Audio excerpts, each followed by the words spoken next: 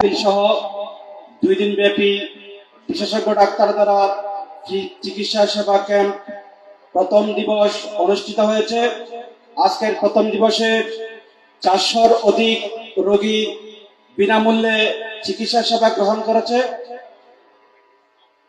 আমাদের মাঝে এই পর্যায়ে আজকের মাহফিলের প্রধান অতিথির নুরানি ইমানি তকরির নিয়ে আসতেছেন সুদূর ঢাকা থেকে আগত ঢাকা কমলাপুর রেলওয়ে স্টেশন জামে মসজিদের সম্মানিত খতিব পীরে তরিকত আলহাজ আল্লামা খাজা আরিফুর রহমান তাহেরি মদ্দাজিল্লুল আলী। নারায়ে তাকবীর, নারায়ে রিসালাত, নারায়ে গাউসিয়া। আহলে সুন্নাত ওয়াল জামাত গুলামানে গৌসুল আজম দস্তগীর হুজুরকে ইন্তেজামিয়া কমিটির পক্ষ থেকে একটি বিষয়বস্তু নির্ধারণ করে দেওয়া হয়েছে, মাকামে মুহাম্মদ মুস্তাফা সাল্লাল্লাহু আলাইহি ওয়াসাল্লাম।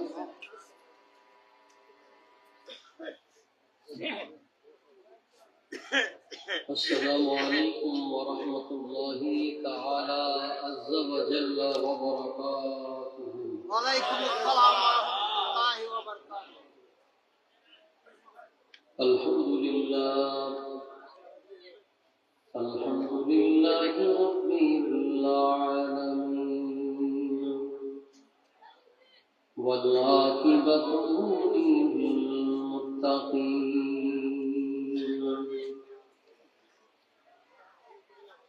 والصلاة والسلام على رسوله الأمين الكريم الرؤوف الرحيم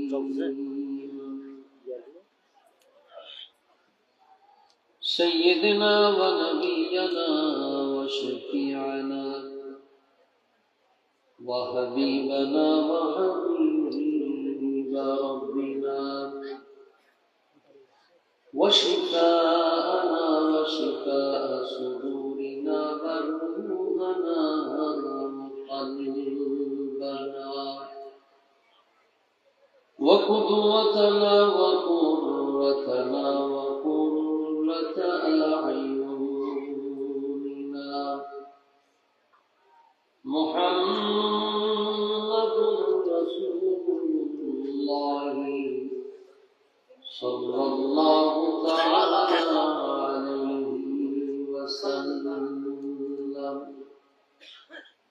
وعلى آله وأصحابه وأهل بيته وأولياء أهل سنته وعلماء أمته أجمعين. أما بعد فأعوذ بالله من الشيطان الرجيم.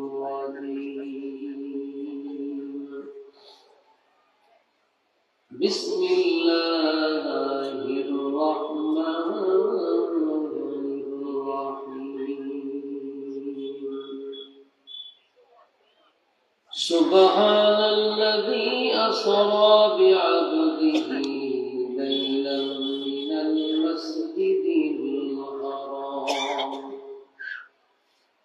من المسجد الحرام إلى المسجد الأقصى الذي باركنا حوله لنريه من آياتنا إنه هو السميع البصير. صدق الله مولانا العظيم وصدق رسوله النبي الأمين الكريم ببركة إن الله وملائكته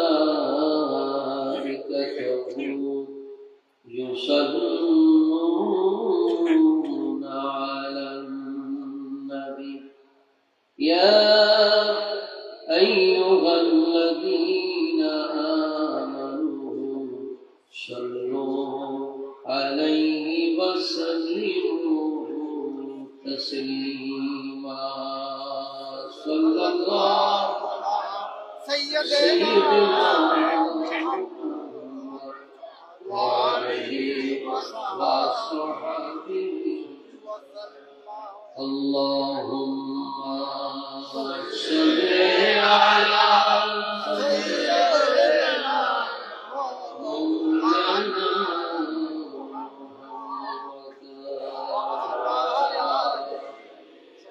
سيدنا مولانا একটু মহব্বতের দিল লাগায়া আজকে খুলে মহব্বতের সকলে জবান খুলে মহব্বতে পড়ো আল্লাহুম্মা সাল্লি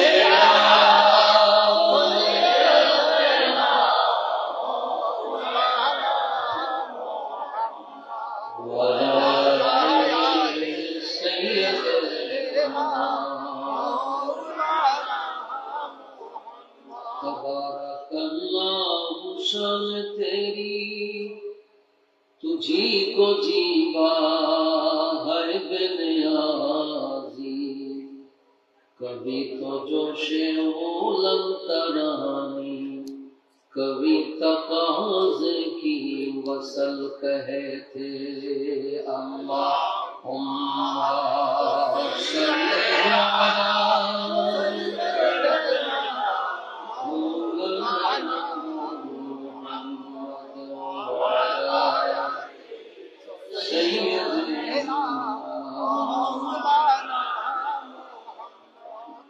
ये तेरी मेराज थी कि तू अर्श आज़म तक पहुंचा और ये मेरी मेराज है कि मैं तेरे कदम तक पहुंचा अल्लाहुम्मा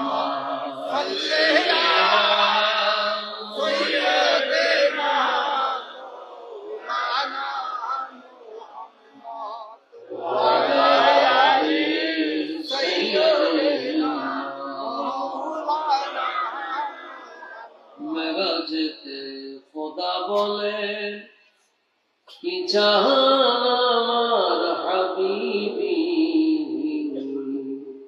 নবীজি বলেন রব্বি হাবলি উম্মতি ইয়া উম্মতি আল্লাহুম্মা সাল্লি আলা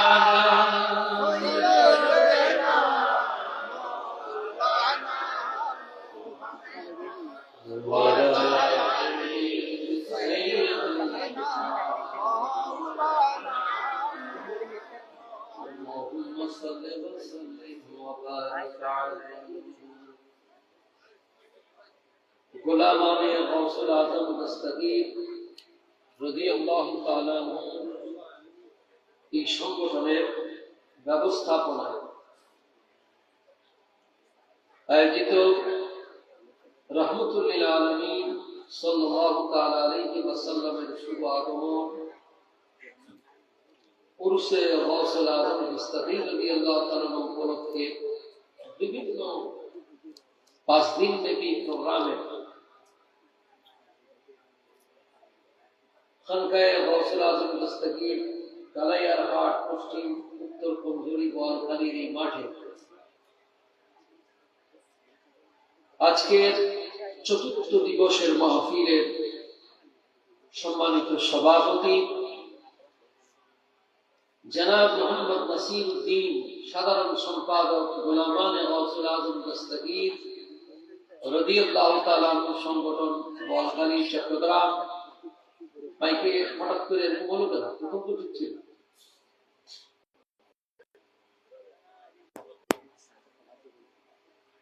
আজকের মাহফিলের বাস এটাই।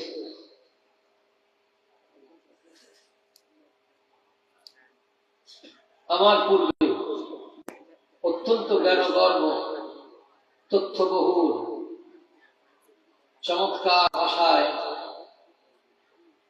বিষয়ভিত্তিক আলোচনা পেশ করেছেন ঐতিহ্যবাহী জামে আহমদিয়া সুনিয়া কামিল মাদ্রাসা 16 শহরের ফকিহ হযরতুল আলহাজ আল্লামা মাওলানা মুফতি আবুল হাসান মোহাম্মদ উমার রাদাভি আল্লাহ তার হায়াতে তৈয়বার মধ্যে বরকত দান করুক, সকলে পড়ুন আমিন। উপস্থিত হযরত উলামায়ে আহলে সুন্নাত, আইম্মায়ে মাসাজিদ, অসংখ্য পর্দানিশী আমার মা ও বোনেরা যারা এই বরকতময় মাহফিলে উপস্থিত হয়েছেন এবং বসে কোরআন ও হাদিস থেকে আলোচনা শুনছেন, আল্লাহ পাক আমাদের সকলকে তার মাহবুব বান্দা হিসাবে কবুল করুন, সকলে পড়ুন আমিন। আমি আজকের এই অনুষ্ঠানে এসে আমি নিজেকে আল্লাহর দরবারে শুকরিয়া আদায় করার একটা সুযোগ পেয়ে গেলাম। খতমে সিয়াসতটা 6টি বিশুদ্ধ হাদিস গ্রন্থের যে খতম, আমার মনে হয় বাংলাদেশে আর কোথাও হয় না। হাদিস শরীফের চর্চা যেখানে হয় সেই জায়গায় রহমত, বরকত, নিয়ামত দিয়ে ভরপুর হয়ে যায়। এমনি তো শুধু খতমে বুখারী হয়, কিন্তু তার সাথে বাকি সিয়াসতটার হাদিসের খতম বা পুরো 6টি বিশুদ্ধ হাদিস গ্রন্থ পাঠ করা হয় 3টি ভাগে। এটা তো কত বড় বরকত! এই সময় দোয়া করলে দোয়া কবুল হয়ে যায়। মুওয়াত্তা ইমাম মালিক হাদিসের প্রাচীনতম গ্রন্থ এবং মৌলিক প্রথম গ্রন্থ ইলমুল হাদিসের ভাষায়। হযরত ইমাম মালিক রাদিয়াল্লাহু তাআলা আনহু মুওয়াত্তা ইমাম মালিকও দেখলাম এখানে। মজমুআয়ে সালাওয়াতে রাসূল, ফ্রি চিকিৎসা সেবা, আর এত মানুষ খাবার খাচ্ছে। আল্লাহ কত মানুষের রিজিক রাখছে, আলহামদুলিল্লাহ পড়েন। আল্লাহ তাআলা গোলামান গাউসুল আজম দস্তগীর রাদিয়াল্লাহু তাআলা সংগঠনের খিদমতকে কবুল করুন আমিন। আমি আরেকটা প্রস্তাব রাখবো সারা বছরের জন্য, সেটা হলো বয়স্ক মানুষের জন্য, ছোট বাচ্চাদের জন্য কোরআনে কারীম যেন তিলাওয়াতের শিক্ষা হয়। ওয়ারাত্তিলিল কুরআনা তারতিলা, এই প্রজেক্টটা যেন আসে। এটা যদি আসে তাহলে পূর্ণাঙ্গ হয়ে যাবে। অনেক মানুষ কোরআন কারীম তিলাওয়াত করতে জানে না, আছে কি আছে না? আফদালুল ইবাদাতি তিলাওয়াতুল কুরআন, শ্রেষ্ঠ ইবাদতের মধ্যে একটি হচ্ছে কোরআনে কারীম তিলাওয়াত করা, কালামে মাজিদ, আল্লাহর কালাম। এই প্রজেক্টটি যদি সারা বছর চলে তাহলে দেখবেন মানুষের মাহফিলের আকর্ষণ তো বাড়বেই, মাহফিলের লোকের সংখ্যা বেড়ে যাবে। কারণ মানুষ শুধু ওয়াজ নসিহত শুনতে বিরক্ত ভাব করে, এখন এগুলো এতটা বেশি আকর্ষণ হয়। যখন তার ভিতরে এই পড়ার স্পৃহা তৈরি হবে, আল্লাহর কালামে মজিদের বরকত আছে, আছে কি আছে না? রমাদানুল মুবারকে হাফেজ সাহেবরা যখন তিলাওয়াত করতে থাকে, মানুষ হাজার কষ্টের পর, সারাদিন রোজা রাখার পরও দাঁড়িয়ে দাঁড়িয়ে তিলাওয়াত শুনে, এটা একটা প্রেম আকর্ষণ। আল্লাহর কালামের ডিভাইন গিফট অফ অলমাইটি আল্লাহ, আল্লাহর পক্ষ থেকে এমন এক সুর আল্লাহ তাআলা তৈরি করে দেয়, শব্দের গাঁথনি, সুরের মাধুর্য আর মন প্রাণকে উজাড় করে দেয়। আল্লাহ তাআলা হুজুরের শ্রেষ্ঠ মুজিজা। আল্লাহ তাআলা এই প্রজেক্টটি এখানে যেন বাস্তবায়ন হয়, আল্লাহর কাছে হুজুর গাউসুল আজমের ওসিলায় যেন কবুল হয়ে যায়, সকলে পড়েন আল্লাহুম্মা আমিন। শুধু মাদ্রাসার হেফজ ও শেখ তা নয়, সকালে ফোরকানি একদিনই বলছি, এটা হচ্ছে আম মানুষ সবাই যেন কোরআন শরীফ পড়তে পারে, এই প্রজেক্টটা করা। যাই হোক, আমি একটি বিষয় আমাকে দেওয়া হয়েছে, অল্প সময়ের ভিতরে সেই বিষয়টিকে আমি আপনাদের খিদমতে মাকামে মুস্তাফার উপরে আলোচনা রাখার জন্য চেষ্টা করব। মারিফাতে মুস্তাফা এটা বিশাল সাগর। আমি তো আমি, পৃথিবীর জগৎ বিখ্যাত আলেমরা পর্যন্ত হয়রান হয়ে গেছে রসুল পাকের মাকামের সঙ্গে। এত উঁচু মাকাম আল্লাহ তাআলা, এত মর্যাদা আল্লাহর মাহবুব সাল্লাল্লাহু তাআলা আলাইহি ওয়াসাল্লামকে দান করেছেন আল্লাহ তাআলা। যেহেতু মাসটা মাহে রজবুল মুরাজ্জাব, তাই আমি মাকাম মুস্তাফা বিষয়টা নিয়ে আলোচনা করার জন্য এই বিষয়টাকে আমি পছন্দ করে নিলাম। আল্লাহ তাআলা আমাদেরকে এই মাহফিলে এই আলোচনা থেকে বরকত হাসিল করার তৌফিক দান করুন। আমিন। আল্লাহ রাব্বুল আলামিন ইরশাদ করছেন, পড়ুন আমার সাথে, একবার তেলাওয়াত করলে অসুবিধা হবে? একটা হরফে 10টা নেকি। আমরা দুনিয়াতে চলতে ফিরতে টাকা পয়সা লাগে, লাগে কি লাগে না? ঘর থেকে বের হইলেও লাগে, ঘরে থাকলেও লাগে। যে কয় টাকা পয়সা লাগবে না, হয় বুঝতে হবে তার মাথা কোনো সমস্যা আছে, আর না হয় তার কাছে অজস্র আছে, এই জন্য কোনো টেনশন নেই। পৃথিবীতে চলতে হলে টাকা পয়সা লাগবে, ঠিক এমনি ভাবে আখিরাতে পার হইতে হলে নেক লাগবে। পড়ুন আমার সাথে, আউযু বিল্লাহি মিনাশ শাইতানির রাজীম। বিসমিল্লাহির রাহমানির রাহিম। সুবহানাল্লাযী আসরা بعبده ليلا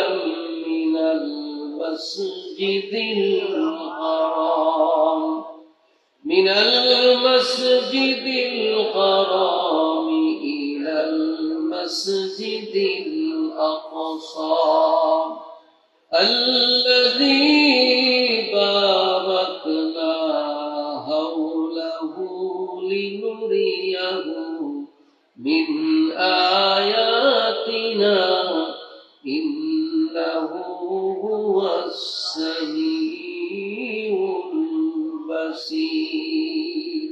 পড়ুন সুবহানাল্লাহ। অর্থ হচ্ছে সুবহান মানে হচ্ছে পূত পবিত্র। আসরা, রাত্রের ভ্রমণকে বলা হয় আসরা। বিআবদিহি, তার প্রিয়তম বান্দাকে। আল্লাহর ভাষায় আব, আমাদের ভাষায় হবে মাহবুব, তাহলে তাজিমান হবে। এই মাকামে মুস্তাফা কি জিনিস বুঝবেন?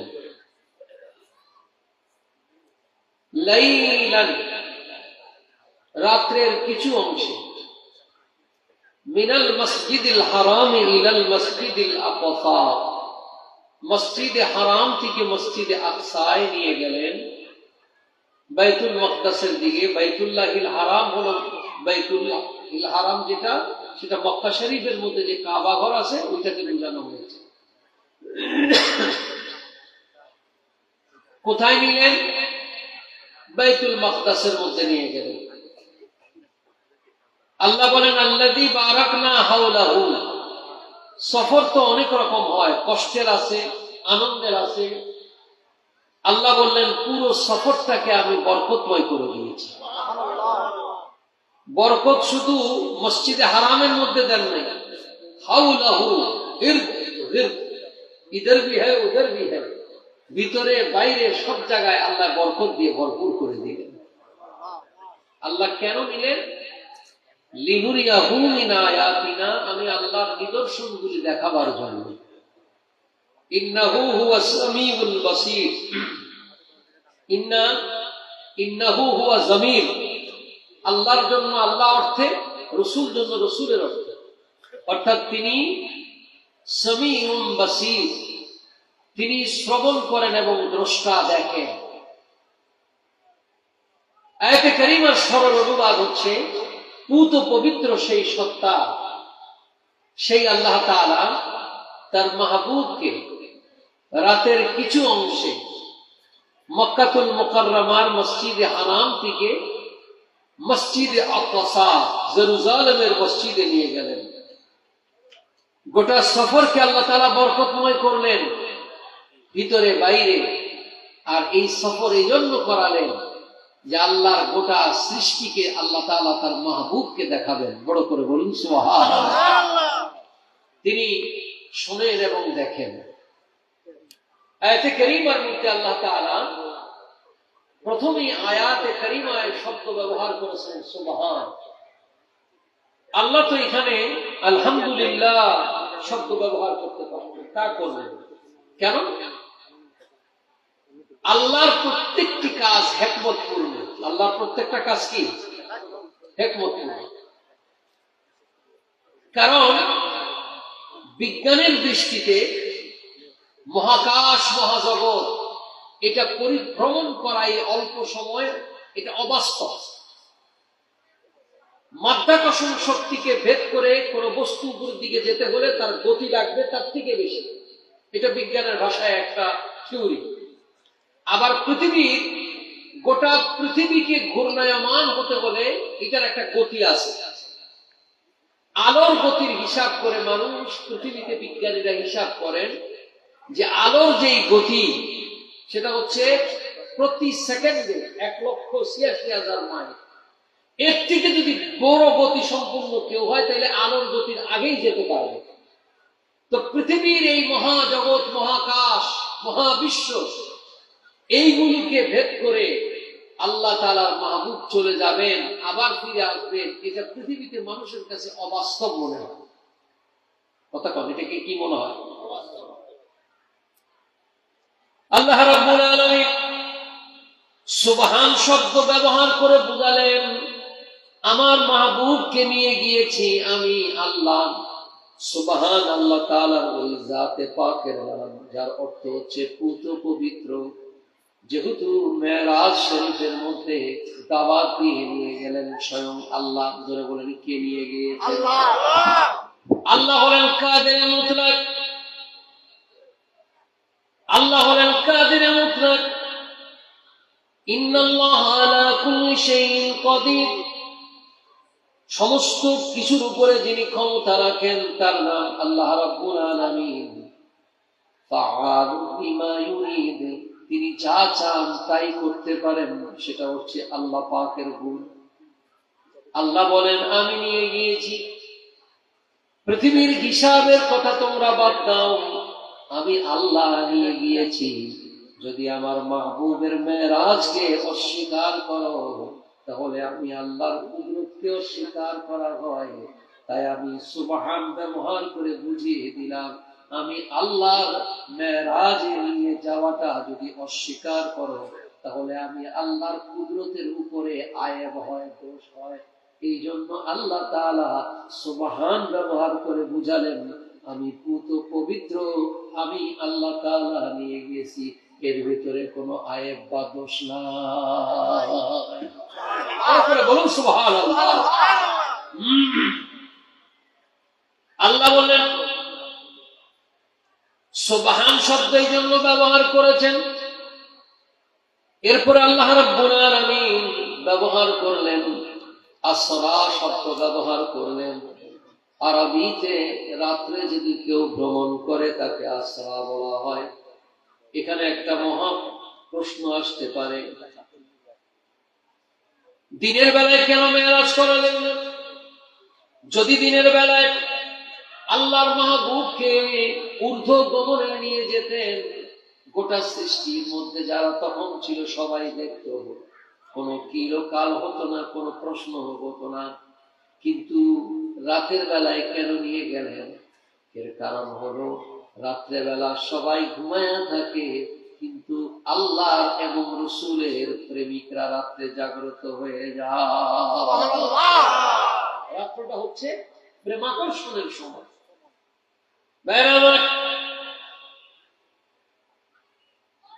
আল্লাহর নবী মুসলিম শরীফের হাদিসের মধ্যে বলেন আফদালুস সালাত বাদাল ফরিদাতি সালাতুল লাইল। 5 ওয়াক্ত নামাজের পরে শ্রেষ্ঠ নামাজ হচ্ছে সালাতুল লাইল, মানে রাতের নামাজ, অর্থাৎ তাহাজ্জুদের নামাজ। বড় করে বলুন সুবহানাল্লাহ। ফজর, যোহর, আসর, মাগরিব, এশা। ফজরের সময় কিছু সূর্য মাত্র উঠতে থাকে, যোহরে তো পুরো আকাশ আলোকিত থাকে, আসরে থাকে, মাগরিবে অন্ধকার হওয়া শুরু হয়, তারপর আলোর ব্যবস্থা থাকে, ঈশার সময় আলো কম হয় তাও ব্যবস্থা থাকে, কিন্তু রাতের অধিকাংশ সময় মানুষেরা ঘুমিয়ে থাকে, আল্লাহর মাহবুব বান্দা ছাড়া কেউ জাগ্রত হয় না। এটা প্রেমের নিদর্শন, প্রেমের সম্পর্ক। এই জন্য আল্লাহ তাআলা দিনের বেলায় না নিয়ে তার মাহবুবকে রাত্রে বেলা নিয়ে গেছেন। বড় করে বলুন সুবহানাল্লাহ। রাত্রে নিলেন। এরপর আল্লাহ বলেন আসরা বিআবদিহি। এখানে শব্দ বিআবদিহি কেন আনলেন? বিরাসূলিহি, বিনবিয়িহি, বিমুহাম্মদ যদি আনতেন তাহলে শব্দটা পরিষ্কার হয়ে যেত। আব এই জন্য এনেছেন, আবদের দ্বারা প্রমাণ হয়ে যায় আমার নবীর মেরাজ সশরীরে হয়েছে। আল্লাহর নবীর সালাফি ওয়াহাবিরা, সালাফি আছে না, আহলুল হাদিস, তারা বলেন নবীজির মেরাজ স্বপ্ন যোগে হয়েছে। হ্যাঁ, আমি অস্বীকার করব না, অন্যান্য গুলো হয়েছে, কিন্তু রজবের 26 তারিখ দিবাগত রজনীর মেরাজে আল্লাহর নবী স্বপ্নে হয় নাই, সশরীরে হয়েছে। বড় করে বলুন সুবহানাল্লাহ। এটার প্রমাণ হচ্ছে আব শব্দের মধ্যে। আব কাকে বলে? আয় রুহি বা জাসাদি। যেই জাসাদ মানে শরীর, শরীরের ভিতরে রুহু থাকে তাকে আব বলা হয়। বড় করে বলুন না সুবহানাল্লাহ। যেমন কোরআনে কারীমের মধ্যে আছে তাবারাকাল্লাযী নাযালাল ফুরকানা আলা আবদিহি লিয়াকুনা লিল আলামিনা নাযীরা। বড় করে বলুন সুবহানাল্লাহ। তাবারাকাল্লাযী, সে বরকতময় আল্লাহ, নাযালাল ফুরকান, কোরআনকে নাযিল করেছেন। কার উপরে? আব শব্দ আসছে। আমি আব শব্দ বুঝাবার জন্য আলা আবদিহি লিয়াকুনা লিল আলামিনা নাযীরা, যাকে সমস্ত জগতের জন্য নাযীর করে পাঠিয়েছেন, ভয় প্রদর্শনকারী করে পাঠিয়েছেন। এই শব্দের মধ্যে আব শব্দ দিয়ে প্রমাণ হচ্ছে যে আল্লাহ রাসূল সাল্লাল্লাহু তাআলা আলাইহি ওয়াসাল্লাম যার উপরে কোরআনে কারীম নাযিল হয়েছে, আব শব্দ দিয়ে আল্লাহ তাআলা বুঝালেন হায়াতুন নবীর রুহু এবং দেহ আছে বিদায় আব। তা আজকে আল্লাহর হাবিব সাল্লাল্লাহু তাআলা সাল্লামের ঊর্ধ্ব জগতে সফর হচ্ছে। আল্লাহ তাআলা এই জন্য বেরসূলিহি বলেন নাই, বেনবিহি বলেন নাই, আব বলছেন। অর্থাৎ আমার নবী সশরীরে আল্লাহ তাআলার দরবারে গিয়েছে। বড় করে বলুন সুবহানাল্লাহ। এখানে বেরসূলি কেন বলেন নাই, আরেকটা ব্যাখ্যা আছে। কারণ আমাদের কাছে তিনি এসেছেন রসূল ও নবী হিসাবে। আমাদের কাছে কি এসেছেন? রসূল ও নবী হয়ে। আল্লাহর কাছে যাচ্ছে বান্দা হয়ে। বড় করে বলুন সুবহানাল্লাহ। আল্লাহ বলেন এই জন্য আব শব্দের অর্থ আল্লাহর ভাষায় আব বান্দা হবে, কিন্তু আমরা তাজিমান বলবো মাহবুব। বড় করে বলুন না সুবহানাল্লাহ। আল্লাহ বলেন আসরা বিআবদিহি, লাইলান শব্দ ব্যবহার হলো লাইলাম মিনাল মসজিদিল হারামি ইলাল মসজিদিল আকসা। গোটা রাত্র নয়, রাত্রের ভিতরে মাত্র কিছু অংশ। বড় করে বলুন সুবহানাল্লাহ। তানবিন দিয়েছেন 2 জবর 2 পেশ। কেন আসে লিতাজিম? এই রাত্রটা বড় তাজিমের রাত্র, এই রাত্রটা বড় উঁচু রাত্র, এই রাত্রটা বড় মহিমান্বিত রাত্র। কারণ পৃথিবীতে কোন নবীর মেরাজ হয় নাই, পৃথিবীতে কোন রসূলের মেরাজ হয় নাই, একমাত্র মেরাজ হয়েছে আমার নবীজির। বড় করে বলুন সুবহানাল্লাহ। কিভাবে বলো? আল্লাহর হাবিব রাহমাতুল লিল আলামিন আকা মাওলা তাজদারে মদিনা নবী মুহাম্মদুর রাসূলুল্লাহ সাল্লাল্লাহু তাআলা আলাইহি ওয়াসাল্লাম আল্লাহর হাবিব তায়েফের ময়দানের মধ্যে ইসলামের প্রচারের জন্য গেলেন। বৃষ্টির মতো নবীজির উপরে পাথর নিক্ষেপ করা হল, গোটা শরীর রক্তাক্ত করে দিলেন। আল্লাহর মাহবুবের শরীর মুবারক থেকে রক্ত মুবারক পড়তে পড়তে পা মুবারকের সাথে জমাট বেঁধে গেল। এত কষ্ট পাইলেন। আল্লাহর নবীর এই কষ্ট দূর করার জন্য এবং পিতৃতুল্য চাচা হযরতে খাজা আবু তালেব ইন্তেকাল করলেন, দুঃখ পাইলেন। আল্লাহ বলেন, বন্ধু, এই দুঃখ আপনার দূর করার জন্য এবং আমার গোটা সৃষ্টিকে দেখাবার জন্য আমি আল্লাহ লামকানে আপনাকে মেহমান বানায় নিয়ে আসবো, আর আপনার মনের সমস্ত ব্যথা বেদনা দূর হয়ে যাবে।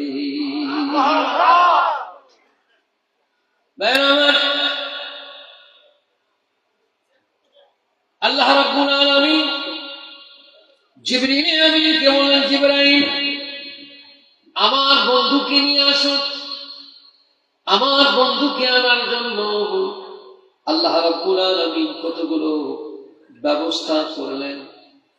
এক নম্বরে আল্লাহ তাআলা বললেন, জিবরাইল, ওহী নিয়ে তুমি সব সময় যাও, কিন্তু আজকে আমার বন্ধুকে আনতে যাবে, এক মহা সমারোহে আমার বন্ধুকে নিয়ে আসবা। তুমি বোরাক নিলে, আর বোরাকের সাথে সাথে ৭০,০০০ ফেরেশতাদেরকে সাথে নিয়ে জুলুস করতে করতে আমার বন্ধুকে নিয়ে আসবা। ভাইরা আমার, জিবরিল আমিন বোরাক আনার জন্য গেলেন।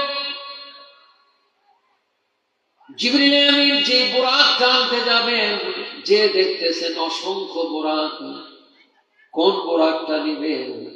সব বোরাক গুলো খুশিতে আটখানা। আল্লাহর মাহবুব সাল্লাল্লাহু তাআলা আলাইহি ওয়াসাল্লামকে কোন বোরাকের উপর চড়াবেন? সব বোরাক খুশিতে আটখানা। জিবরিল আমিন বললেন, বোরাক তোমাদের এত খুশি কেন?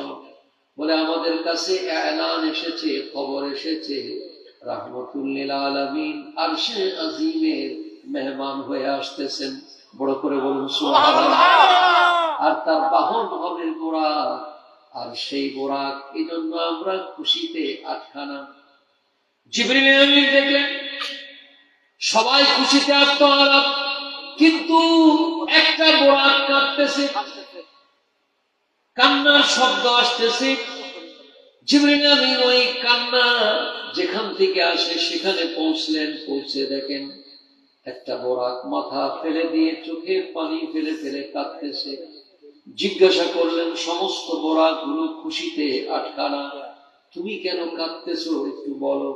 বলে, কারণ হলো ওরা খুশিতে আটখানা, নবীজি আসবে, আর আমি কাঁদতেছি যদি ওদের ভাগ্যে নবীজি উঠে যান, ভাগ্য মুনাব্বার হয়ে যাবে। আমি হতভাগা যদি তার থেকে মাহরুম হয়ে যাই, তাহলে আমি বরকত থেকে বঞ্চিত হব। এজন্য চোখের পানি ফেলে ফেলে কাঁদতেছি। যদি আল্লাহ দয়া করে আমার পিঠে চড়ায়, তাহলে আমার নসিব বড় ভালো হয়ে যাবে। প্রেম কাকে বলে? জিবরিল বলল, তোমাকে আমি নির্বাচন করলাম, প্রিয় রাসূল তোমার উপরে উঠবে। সুবহানাল্লাহ।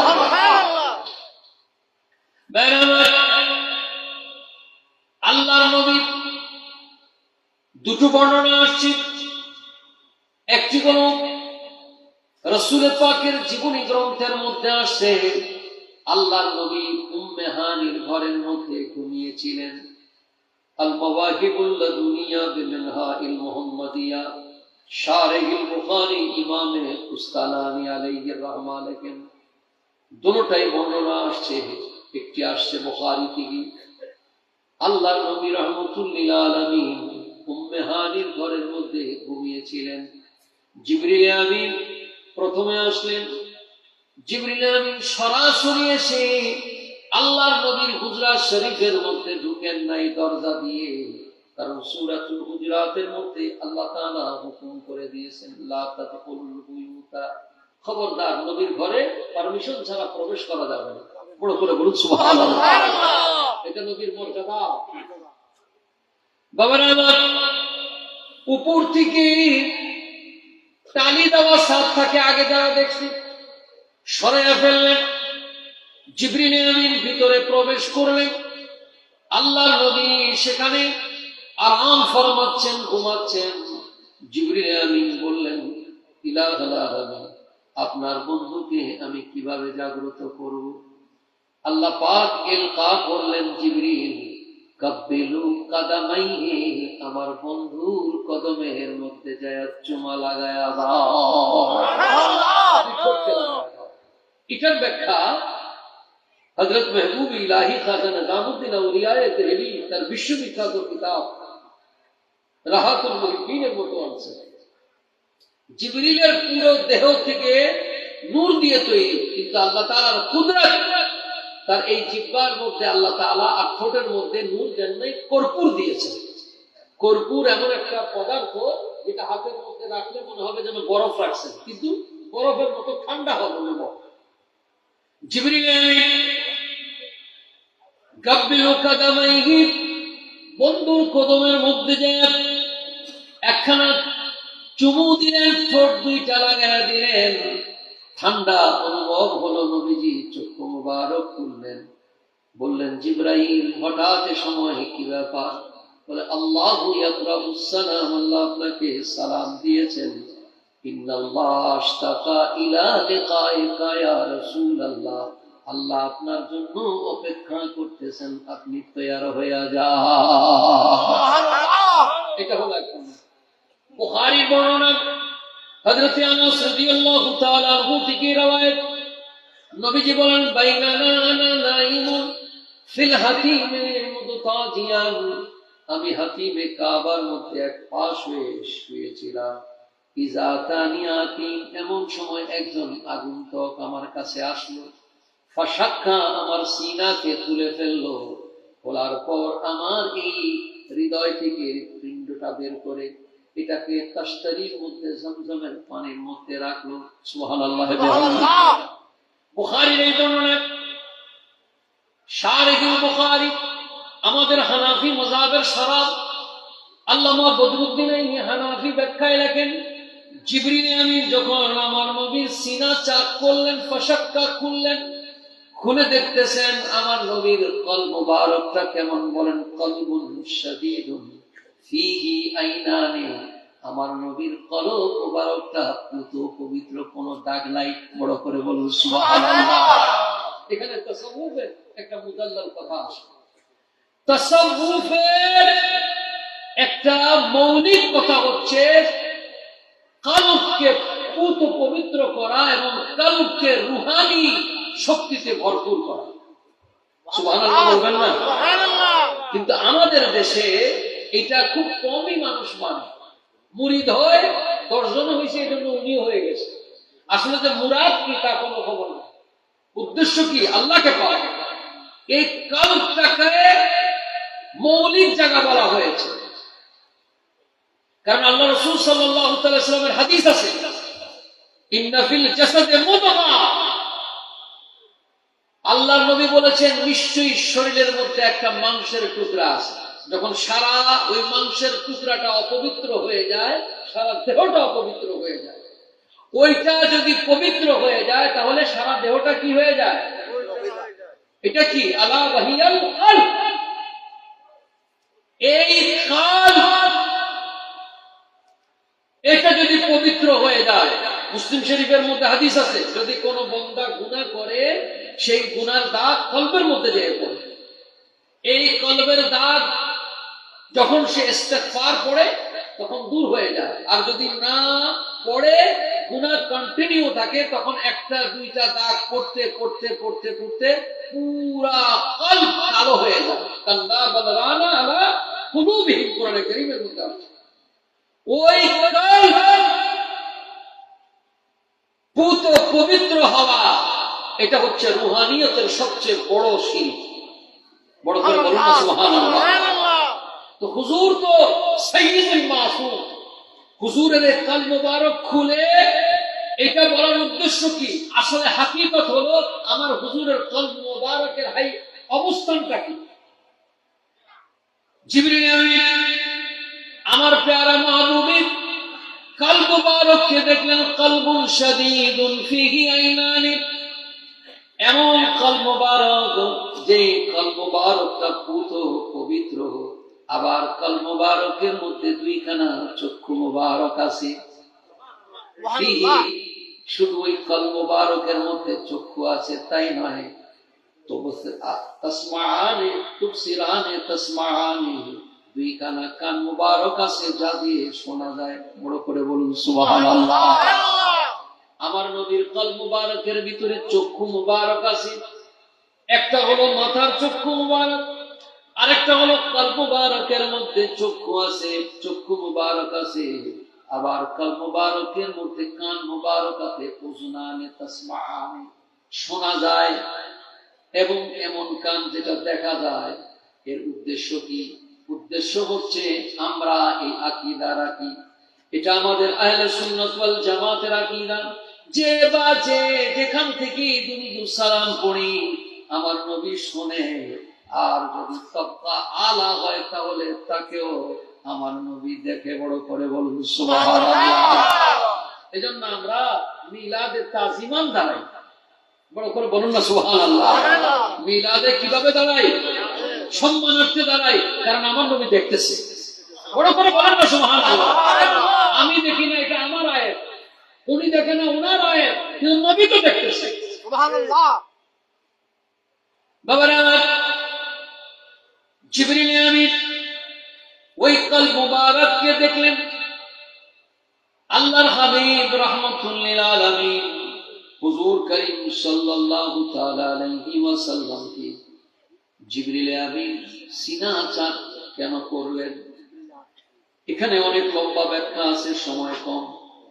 কারণ হচ্ছে সিনা চাক করার কারণ হচ্ছে, কারণ আমার নবী পৃথিবীর এই মহাজগৎ থেকে, পৃথিবী থেকে মহাকাশ মহাজগতের দিকে যাবেন। যেমন আজকে আমরা দেখেন আমার গায়ে জ্যাকেট আছে, আছে কি আছে না?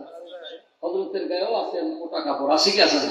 ওনার এখানে কোট আছে, আছে কিনা? ওনার চাদর আছে, ওনার চাদর আছে। আমরা কি গরমকালে এগুলি পরি? কেন? তখন আর ঠান্ডা, ঠান্ডার সময় শরীরকে আবৃত করে গরম কাপড় দেওয়া। ঠিক আল্লাহর হাবিব এমন এক জগতে যাচ্ছেন, যেই জগতের জন্য যেই রকম প্রস্তুতি দরকার আল্লাহ তাআলা আমার মাহবুবকে সেই রকম ভাবে তৈরি করে দিয়েছেন। বলবেন না সুবহানাল্লাহ। এখন বিজ্ঞানীরা চাঁদে যায়, দেখবেন কি কাপড় পরে, অক্সিজেনের কত ব্যবস্থা থাকে, আছে কি আছে না? কিন্তু আমার নবীর এগুলো লাগে না। আল্লাহ ওভাবেই নবী পাককে তৈরি করে দিয়েছেন। সুবহানাল্লাহ। আল্লাহর হাবিব রাহমাতুল লিল আলামিন জিবরিল আমিন বলেন, ইয়া রাসূলুল্লাহ, ইয়া হাবিবাল্লাহ, আপনি তৈয়ার হয়ে যান, হুজুর আপনাকে নেওয়ার জন্য বোরাক আনা হয়েছে। হুজুর ওযু করলেন। কি করলেন? ভালো করে ওযু করার দরকার আছে কিনা মনে রাখবেন। আলা হযরত শামসুল ইসলাম রাদিয়াল্লাহু আনহু লিখেছেন আমালের কিতাবের মধ্যে, মুসলমানের উচিত ওযু অবস্থায় থাকা। কি অবস্থায় থাকা? কারণ মান তাবাদ্দা ফাহসানাল ওযুআ ফাখারাজাত খাতায়া মিন জাসাদিহি, যে পরিপূর্ণ বা তারতিবের সাথে, সৌন্দর্যের সাথে ওযু করে, ওযু করার সময় তার হাত থেকে পানিগুলো যখন পড়ে তার সাথে সাথে গুনাহগুলো ঝরে ঝরে পড়ে, এই গুনাহে সাগীরা, গুনাহগুলো পড়ে। আর আরেক হাদিসের মধ্যে আসছে, ঈমানদার মুমিন মুমিনাতদের এই ওযু যেই জায়গায় পানিগুলো লেগেছে কিয়ামতের ময়দানে সেই স্থানগুলো আলোকিত হয়ে যাবে। বড় করে বলুন না সুবহানাল্লাহ। হুজুর আপনার উম্মত আপনি চিনবেন কেমনে? বল তাদের হাত এবং পায়ে ওযু করার কারণে আলোক উজ্জ্বল হয়ে যাবে। বড় করে বলেন না সুবহানাল্লাহ। ওযু ঠিকমতো করা দরকার আছে কিনা? আমাদের দেশে অনেকে ওযু করে এমন ভাবে, কিভাবে করে এগুলো তারতিব জানা দরকার আছে কি আছে না, এটা খেয়াল করবেন। তাহলে সুন্দরভাবে ওযু করলে বরকত আছে, আছে কি আছে না? আল্লাহর নবী ওযু করলেন, জিবরিল আমিন বললেন, ইয়া রাসূলুল্লাহ, আপনার জন্য বোরাক নিয়ে আসছে। এটা আবার হাদিসের মধ্যে আসে, হুজুর যখন মেরাজ শরীফ পড়ে পৃথিবীতে আসলেন, পরের দিন সকালবেলা সাহাবায়ে কেরামদের সামনে বললেন যে গতকালকে আমার মেরাজ হয়েছে। নতুন সাহাবায়ে কেরাম যারা, তারা বলেন, হুজুর মেরাজটা কি? বলে, আমি গতকাল রাত্রে কিছু সময়ের জন্য এই বাইতুল্লাহিল হারাম থেকে বাইতুল মাকদাসে গেছি। বলে, হুজুর এরপরে উপরে গিয়েছি, সফর করেছি, 7 আসমান পাড়ি দিয়ে লামাকান হয়ে আমি আবার তোমাদের মাঝে আসছি। নতুন মুসলমানরা একটু কনফিউজড হয়ে গেল, আরে কি করে? কারণ মক্কা শরীফ থেকে জেরুজালেম বাইতুল মাকদাস যেতে লাগে কয় মাস? যদি উটের পিঠে যায় তাহলে লাগে 1.5 মাস, আর যদি ঘোড়ার পিঠে যায় তাহলে 1 মাস, দ্রুততার কারণে। তো যাইতে আসতে লাগে কয় মাস? 2 মাস বা 3 মাস। আপনি গেলেন আবার আসলেন, কি বলতেছেন? খুব বিভ্রান্ত হয়ে গেল। আবু জাহেল যখন এটা শুনছে, সে লোকজনকে, দেখো দেখো, আমরা তো তাদের নবী মানি না, তোমরা নবী মানো, কি কথা কয়? বাইতুল মাকদাসে যাওয়া যায় আবার আসা যায়? এইভাবে হাসি ঠাট্টা করতেছে। হযরত আবু বকর সিদ্দিককে বিভ্রান্ত করার জন্য আবু জাহেল তার বাড়ির সামনে যায়, কাছাকাছি রাস্তায় গেছে। সেখানে গিয়ে আবু জাহেলকে বলছে, আবু জাহেল বলতেছে, আবু বকর, তুমি তো আমার কোনো কথা শোনো না, তুমি যারা নবী মানো, সে যদি এমন কিছু কথা বলে এগুলো অবাস্তব, তুমি কি মানবা? বলে, কি হয়েছে? বলে যে, তোমার নবী বলছে কালকে রাত্রে নাকি এই মক্কা শরীফ থেকে জেরুজালেমের বাইতুল মাকদাসে গেছে আবার আসছে। কারণ কোরআনে কারীমের মধ্যে ইবারাতুন নাসর দ্বারা কি আছে?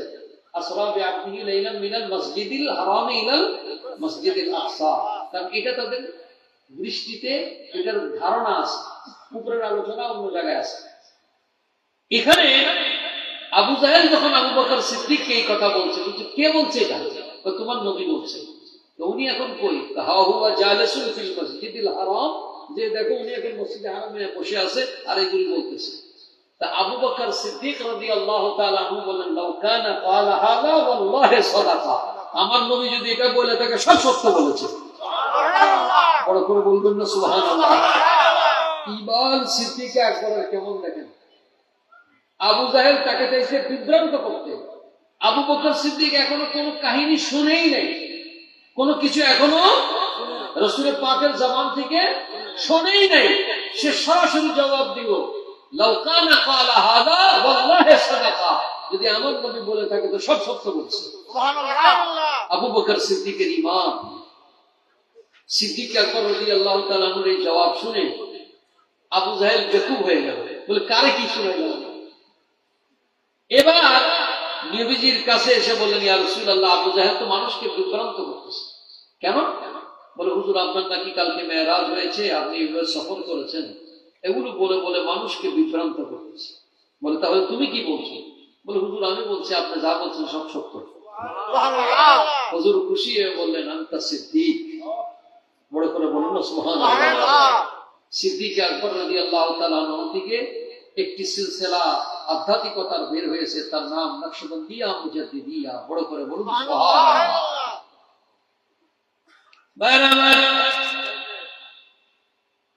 আল্লাহর হাবিব রাহমাতুল লিল আলামিন সাহাবায়ে কেরামদের সামনে বলতেছেন মেরাজের এই কথাগুলো। নবীজি বললেন, সুম্মা উতিয়া বিল বুরাক, আমার জন্য বুরাক আনা হলো। সাহাবায়ে কেরাম বললেন, ইয়া রাসূলুল্লাহ, ইয়া হাবিবাল্লাহ, বুরাকটা এটা আবার কি? বলতেছেন, বুরাক এমন একটা জন্তু, কানা বুরাকুম ইসলুহু ফাওকাল হিমার ওয়া দুনাল বুগল। এই বুরাকটা দেখতে কেমন? ফাওকাল হিমার, হিমার মানে গাধা, গাধার থেকে উঁচু, খচ্চরের থেকে ছোট।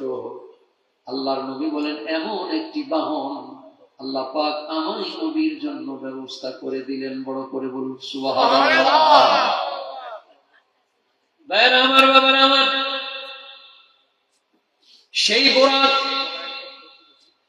আল্লাহর হাবিব রাহমাতুল লিল আলামিন সাহাবায়ে কেরামরা প্রশ্ন করলেন, হুজুর আমরা উট দেখেছি, ঘোড়া দেখেছি, খচ্চর দেখেছি, আপনার বুরাকের গতি কেমন, কত স্পিডে চলে? নবীজি বলেন ইয়াদাউ হাফিরাহু ইনদা মুনতাহা তারফিহি, আমার বোরাকের গতি এত বেশি, একটা পা উঠাইলে দৃষ্টির শেষ সীমানা যেখানে যায় পড়ে, আমার বোরাকের দ্বিতীয় পা সেই জায়গার মধ্যে যায় পড়ে। এত পাওয়ারফুল বোরাক, বরকত বিজলি দিবে, ইলেকট্রিসিটি। আল্লাহর নবীর এই মেরাজের আলোচনা যখন মসজিদে হারামের মধ্যে করছেন, তখন মক্কার কুরাইশরা তারা এসে বলল, এগুলি আপনি কি বলতেছেন? বলছে, হ্যাঁ, আমি যা বলি সব সত্য। আমি যা বলি সব কি সত্য। বলে, আচ্ছা, যদি সত্য হয়ে থাকে তাহলে আমাদেরকে কিছু উদাহরণ দেন বা উপমা দেন, আমাদেরকে বলেন আপনি এই রাস্তার মধ্যে কিছু দেখছেন কিনা। বলে যে, হ্যাঁ, আমি দেখছি। কেমন? বলে, একটা কাফেলা আসতেছে মক্কাতে, ওই কাফেলার সামনে একটা উট আছে, এটা নীল রঙের উট। সুবহানাল্লাহ পড়বেন না? নীল রঙের উট আছে, আর সেই উটের উপরে রেখাযুক্ত দুইটা বস্তা আছে। এই কাফেলার লোকেরাই তাদের একটা উট হারিয়ে ফেলছে, তারা পরিশ্রান্ত হয়ে খুঁজতেছে, তারা পানির পাত্রের মধ্যে পানি রাখছিল, আমি নবী সেখানে নেমে পানিও পান করছি। সুবহানাল্লাহ। ওই কাফেলাটা আজকে সকালবেলা এখানে, আগামীকালকে কি আসবে, পৌঁছে যাবে। মক্কার কুরাইশরা করে এটাতে একটা বড় চলচ্চিত্র প্রমাণ, কারণ তখন তো আর মোবাইল আছে না। মোবাইল ছিল কতক্ষণ? মোবাইল ছিল, মেইল করার কোন ব্যবস্থা ছিল তখন তো জানারই কোন কায়দা নেই। মক্কার কুরাইশরা জিজ্ঞাসা করলে, এখন কোথায় আছি? বলে, তানাঈম নামক যে মসজিদ, এটার ঐতিহাসিক নাম হলো তানাঈম, আর আরেকটা ঐতিহাসিক নাম হলো মসজিদে আয়েশা। এটা অন্য এক মাসালা। এই কারণে মা আয়েশা সিদ্দিকা রাদিয়াল্লাহু তাআলা আনহা পবিত্রা বলেন, আল্লাহর নবী ঈদে হারাম থেকে তাকে ইহরাম বাঁধার জন্য বললেন।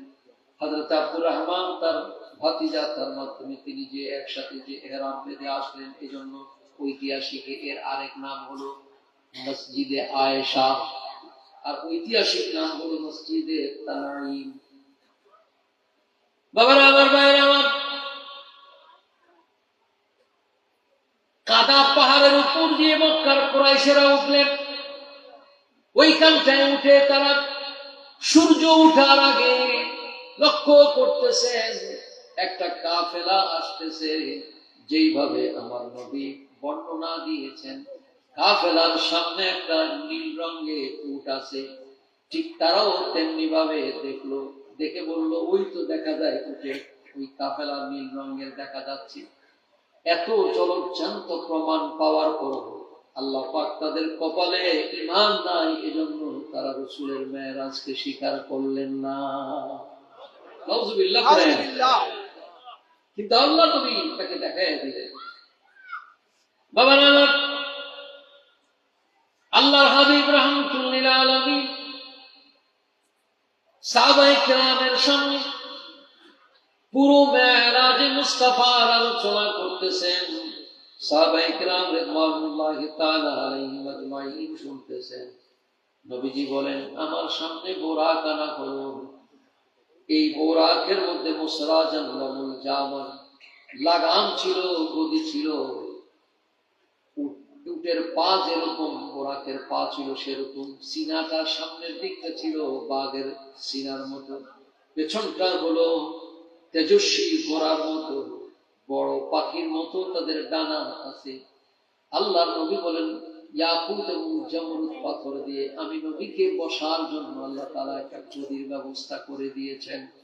সুবহানাল্লাহ। রেকাব আছে, জামাম আছে, যেভাবে ঘোড়া। জিবরিল আলাইহিস সালাম, ইয়া রাসূলুল্লাহ, ইয়া হাবিবাল্লাহ, আপনার বোরাক আপনি উঠুন। আল্লাহর নবী রাহমাতুল লিল আলামিন বোরাকের মধ্যে পা দিলেন, আবার তিনি বোরাক থেকে পা মুবারককে নামিয়ে ফেললেন। জিবরিল আমিন বলতেছি, ইয়া রাসূলুল্লাহ, পা মুবারক নামিয়ে ফেলেছেন, আবার চোখের পানি ফেলেও কাঁদতেছেন, ব্যাপার কি? আল্লাহর নবী বললেন, জিবরাইল, এই মুবারক মুহূর্তের মধ্যে আমি পা নামিয়ে ফেলেছি এই জন্য, কারণ এই মুহূর্তে আমার গুনাহগার উম্মতের কথা মনে পড়ে গেল। বলতেছে বড় মুকদ্দাস সময়, বড় পবিত্র সময়, এ সময় আল্লাহর কাছে আমার উম্মতের জন্য কিছু নিয়ে যাই। সুবহানাল্লাহ পড়েন। বাবা আমার, আপনি মাকামে মুস্তাফা জানতে চেয়েছেন। মাকামে মুস্তাফা কত উঁচু দেখুন। আমার নবী উম্মতের জন্য যত দরদি, আল্লাহর দুনিয়ায় কোন নবী তার উম্মতের জন্য এত দরদি না। পড়া করে বলুন সুবহানাল্লাহ। আমার নবীর মতো এত দরদি কোন নবী তার উম্মতের জন্য এত দরদি। দেখুন সূরাতুল ইব্রাহিমের মধ্যে আছে, হযরত ইব্রাহিম আলা নবীনা আলাইহিস সালাতু ওয়াস সালাম আল্লাহর কাছে বললেন, আল্লাহ, আমার উম্মতকে আমি দুই ভাগে ভাগ করলাম। কয় ভাগে? উম্মতের মধ্যে একদল আছে নেককার, আর একদল আছে কি গুনাহগার। আছে কি আছে? তিনি বললেন, সূরাতুল ইব্রাহিমের মধ্যে আয়াতে কারিমা আছে, সাইয়েদনা ইব্রাহিম খলিলুল্লাহ বললেন, ফামান তাবিয়ানি, আল্লাহ যারা আমি ইব্রাহিম আলাইহিস সালামের ইত্তেবা করেছে, ফামান তাবিয়ানি ফাইন্নাহু মিন্নি, আল্লাহ এগুলিকে আমার ভাগে নিয়ে নিলাম। আর আমার উম্মতের মধ্যে যারা আমি ইব্রাহিম আলা নবীনা আলাইহিস সালামের কথা শুনে নাই, আল্লাহ তোমার নাফরমানি করেছে, ওয়ামান আসানি, আল্লাহ আমি তাদেরকে তোমার ভাগে দিয়ে দিলাম। একটু চিন্তা করেন, আমার নবী কত বড় রহমতুল আলামিন, কত বড় দয়াবান আমাদের জন্য। ইব্রাহিম আলা নবীনা আলাইহিস সালাম উম্মতকে কয় ভাগ করলেন? আমার কথা যদি না বুঝেন, আমি যে ভাষায় কথা বলছি আপনারা বুঝেন তো? আপনাদের সব শব্দ আমি না বুঝলো, আশা করি আমার শব্দ বুঝেন তো আপনারা? হ্যাঁ, তাহলে বলেন, ইব্রাহিম আলাইহিস সালাতু ওয়াস সালাম উম্মতকে কয় ভাগ করেছেন? বড় করে বলেন না বাবা, কে দুই ভাগ করেছেন? হযরত ইব্রাহিম আলা নবীনা আলাইহিস সালাম আদমের সাথে বলবেন। দুই ভাগ করার পর নেককারদেরকে কে নিলেন? হযরত ইব্রাহিম। বাবা ইব্রাহিম এমনি বলবেন না, এগুলো তো বেয়াদব। বলবেন হযরত ইব্রাহিম আলাইহিস সালাম আলা নবীনা আলাইহিস সালাতু ওয়াস সালাম, তিনি নিলেন নেককার গুলোকে, আর গুনাহগার গুলোকে কার ভাগে দিলেন? ফাইন্নাকা গফুরুর রহিম, আল্লাহ এইজন্য দিছি তুমি গফুর, ক্ষমাকারী এবং রহিম, ইচ্ছা করলে ক্ষমা করো, রহম করো, তোমার ব্যাপার, এগুলোর জিম্মা টিম্মা আমি নিব না। কে বললেন? সাইয়েদনা ইব্রাহিম আলা নবীনা আলাইহিস সালাতু ওয়াস সালাম। আর আমার নবী কি বললেন? আমার নবী বলেন, শাফাআতি লিআহলিল কাবায়ের মিন উম্মতি, আয় আল্লাহ তাআলা, আমার উম্মতের মধ্যে যত গুনাহগার, এগুলি তোমাকে দিব না, আমি জিম্মা নিব। গুনাহগারদের মধ্যে যারা কবিরা গুনাহ করেছে, কবিরা গুনাহ কি বড় গুনাহ? কবিরা গুনাহ বুঝেন নাকি আপনারা? গুনাহে কবিরা, গুনাহে সগীরা। সগীরা মানে কি? একটু জবান খুলে বলেন না রে বাবা। আপনাদের চতুর্দিকে প্যান্ডেল, শীত তো লাগে না? কষ্ট হইতেছে বাবা? যেই ধরনের খাবার দাবারের ইন্তজাম, খাইতে খাইতে আপনারা মনে হয় টায়ার্ড হয়ে গেছে। খাবার খাওয়ার পর উচিত ছিল বাড়িতে না যায়া কোথায় আসা? এই মাহফিল, এই কারণেই তো খাবারের ব্যবস্থা।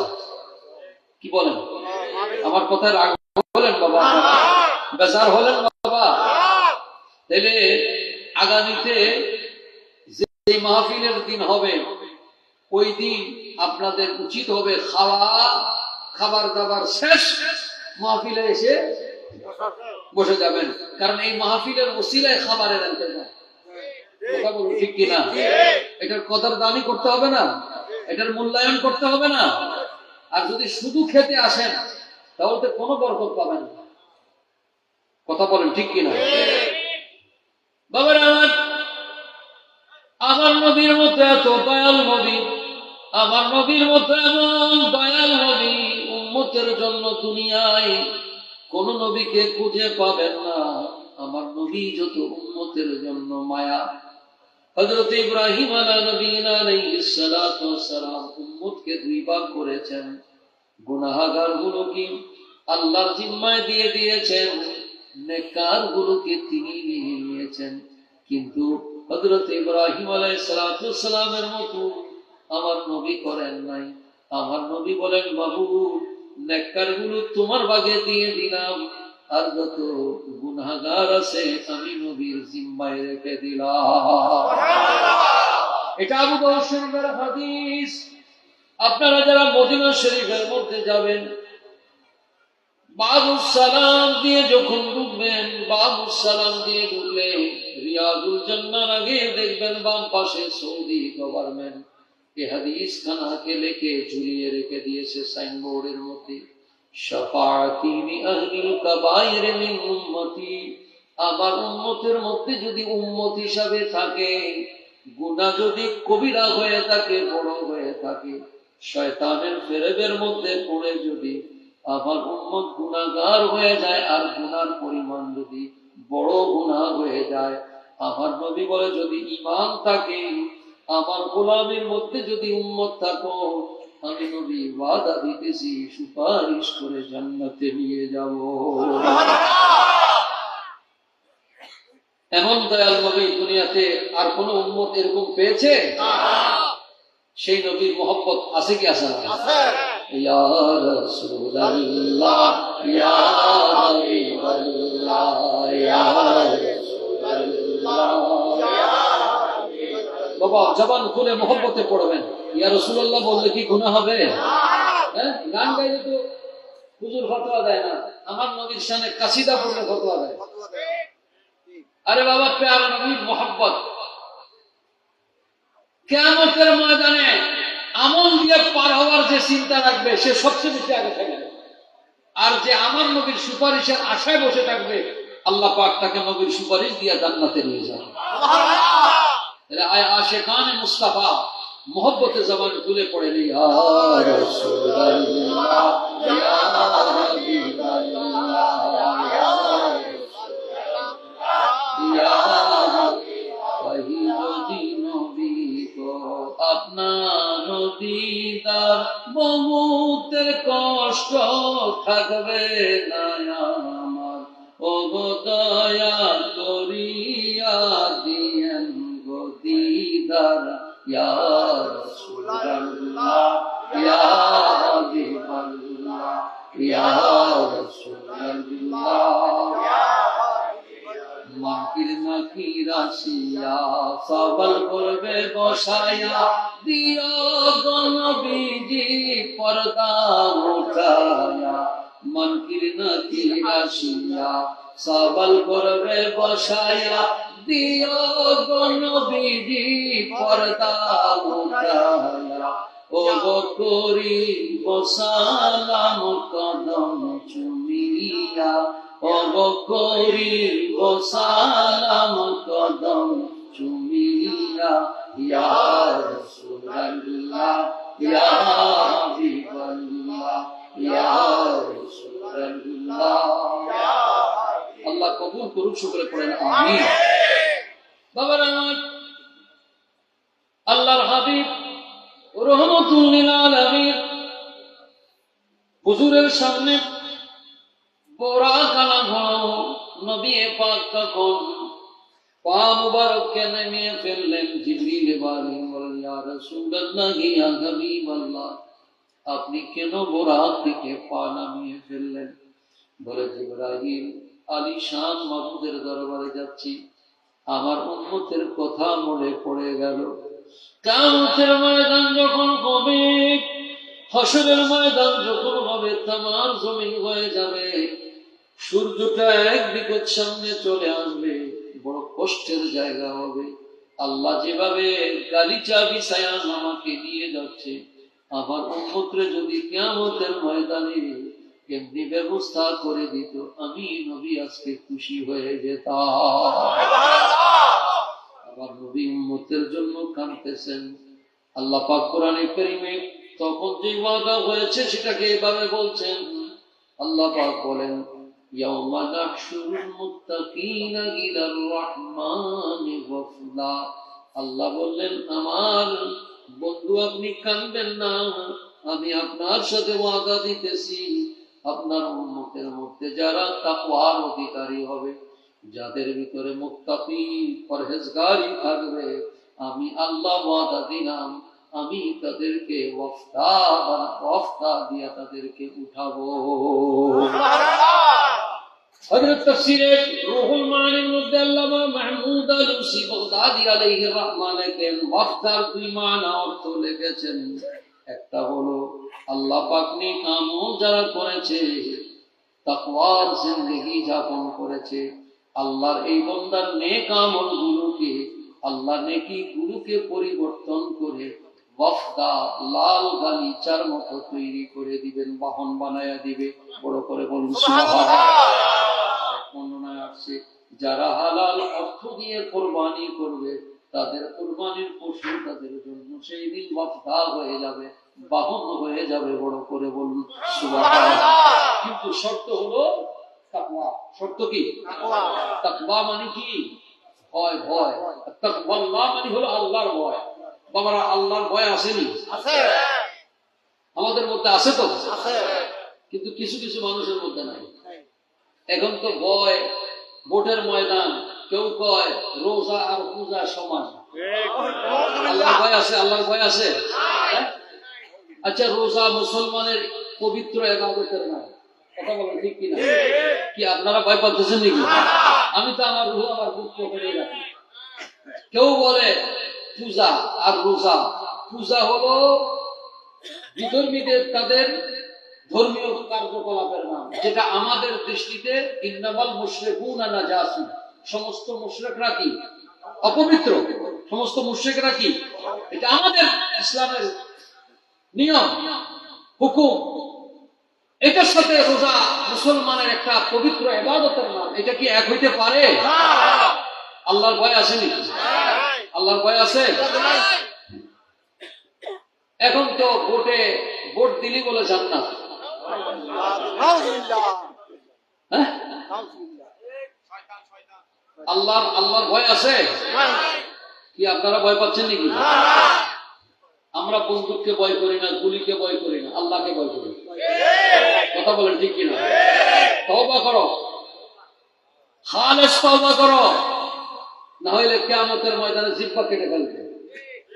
কথা বলেন ঠিক কিনা? আমরা ব্যবসা বাণিজ্যের মধ্যে করতে গেলে মানুষকে যখন ঠকাই, তখন আমার অনেক লাভ হয়েছে। আসলে লাভ হয়েছে না লস হয়েছে? কারণ আমার কিয়ামতের ময়দানে আমলনামা কি হয়ে গেছে? বরবাদ হয়ে গেছে। আমরা বেপরদা বেআবরু আমাদের ছেলে মেয়েরা চলে, আমরা বাধা দিই না। আল্লাহর ভয় থাকলে কি এই কাজ করতে পারতাম? বাবারা আমার, যত আল্লাহ তাআলার মাহবুব দুনিয়াতে এসেছে, কিয়ামত পর্যন্ত আসবে, প্রত্যেকের মধ্যে তাকওয়ার গুণ থাকবে।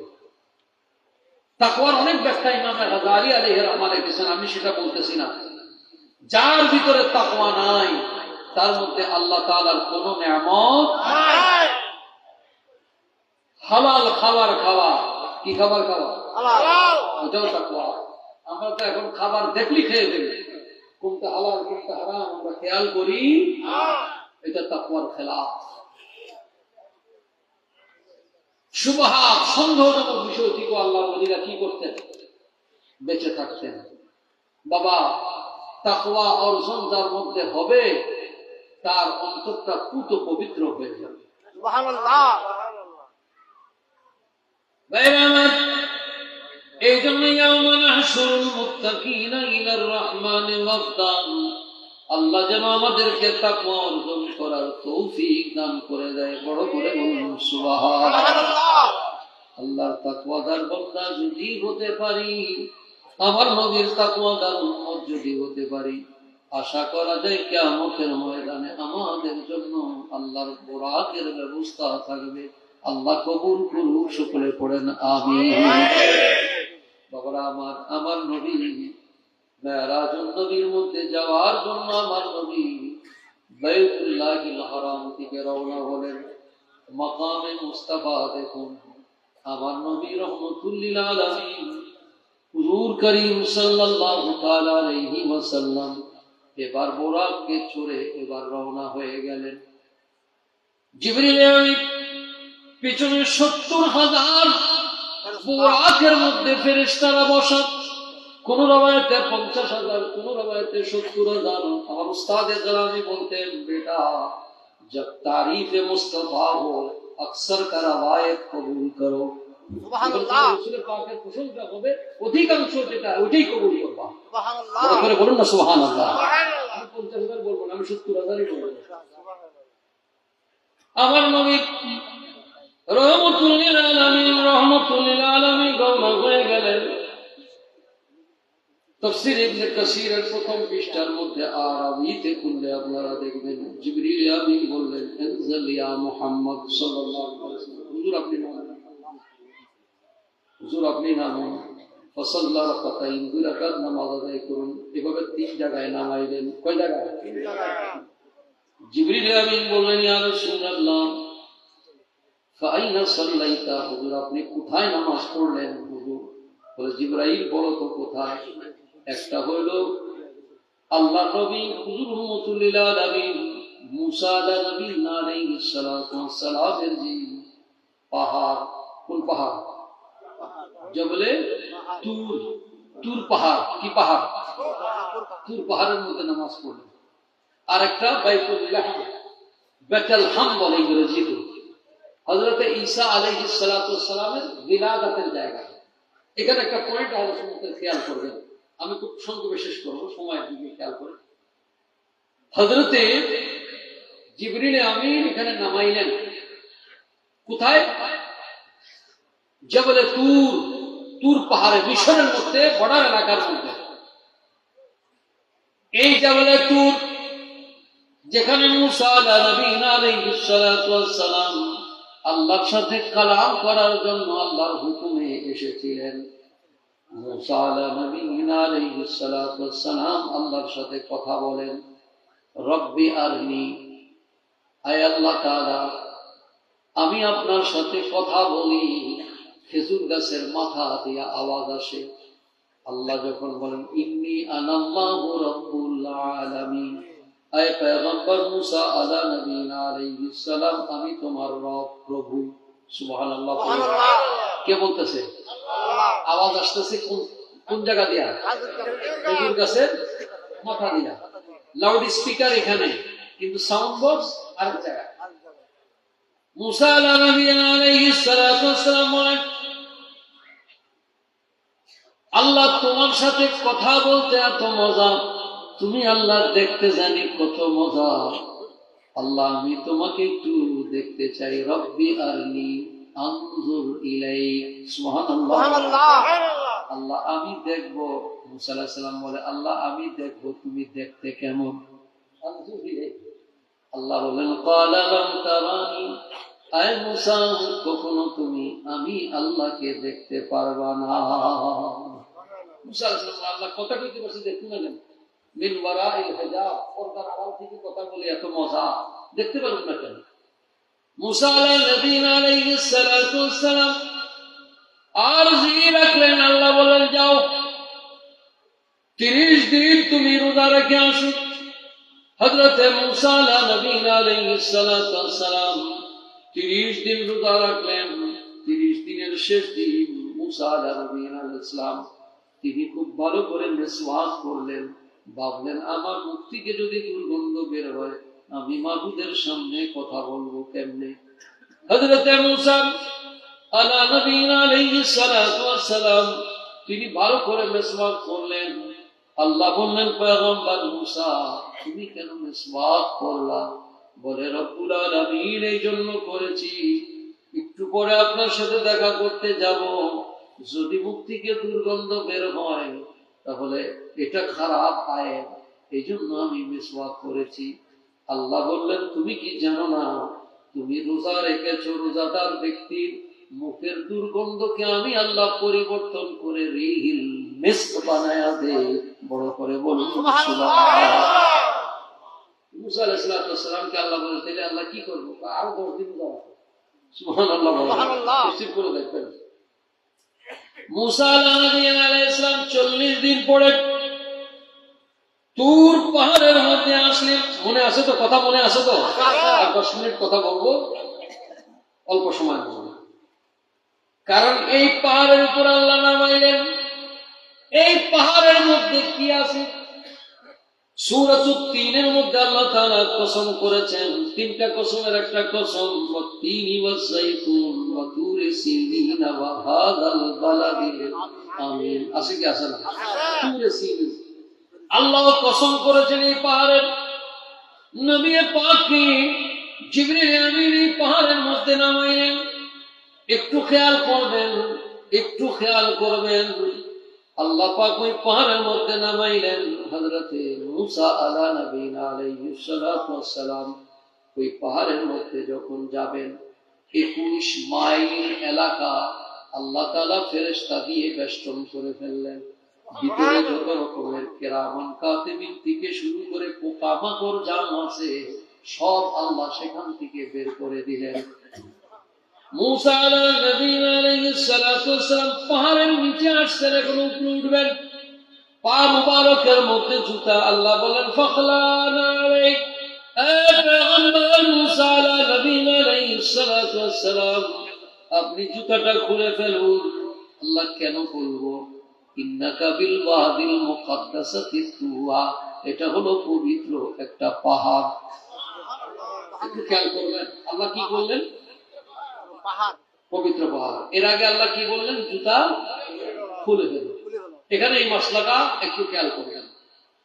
এই পাহাড়ের সাথে সম্পর্ক হয়েছে কার? হ্যাঁ, এই তো বুঝছেন কার সম্পর্ক হয়েছে? আল্লাহ পাকের হয়েছে। আল্লাহ বলছেন এটা পবিত্র পাহাড়। এখানে এখনো ওহী কোনো নাযিল হয় না, শুধু একটু আল্লাহ ব্যবস্থা করছেন দেখার জন্য। এখান থেকে একটা মাসলা শিখলেন, আল্লাহর সাথে যাদের সম্পর্ক হয়ে যায়, ওই বস্তু যদি পবিত্র হয়ে যায়, আল্লাহর সাথে যেই কলবের সম্পর্ক হয়ে যায়, ওই কলব বড় দামি হয়ে যায়। এই জন্য বাবা, আমরা যখন মসজিদের মধ্যে ঢুকি, জুতা নিয়ে ভিতরে ঢুকি, তো সবাই তো বলবেন না, মসজিদের মধ্যে জুতা নিয়ে ঢুকি। জুতা যতই দামি হোক, কি করেন? সম্পর্ক কার? এই মসজিদের সাথে সম্পর্ক কার? এটা হলো তাজিম। এটার নাম কি? এবার এই জন্য আমরা মসজিদে ঢুকার সময় জুতা খুলে ঢুকি, কারণ মসজিদ ইট পাথরের আছে ঠিকই, কিন্তু সম্পর্ক আল্লাহর সাথে।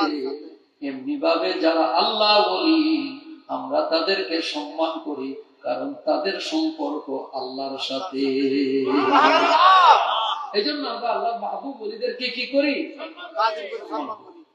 হযরত মূসা আলাইহিস সালাতু ওয়াস সালাম উঠলেন। ফালাম্মা তাজাল্লা রাব্বুহু লিল জাবাল, আল্লাহ পাহাড়ের উপরে 70,000 নূরের পর্দা থেকে তাফসীরের মধ্যে আসছে ওয়া মা তালাহু বিহুজুবিল আনওয়ারিল জালালিয়া, আল্লাহ তাজাল্লির 70,000 পর্দার মাত্র সামান্য একটু আল্লাহ তাআলা উঠাইলেন। যেই মাত্র তাজাল্লি হযরত মূসা আলাইহিস সালাতু ওয়াস সালামের সেই পাহাড়ের উপরে ফেললেন, সাইয়েদনা মূসা আলাইহিস সালাতু ওয়াস সালাম আল্লাহর সেই তাজাল্লির প্রেমে বেহুশ হয়ে গেলেন।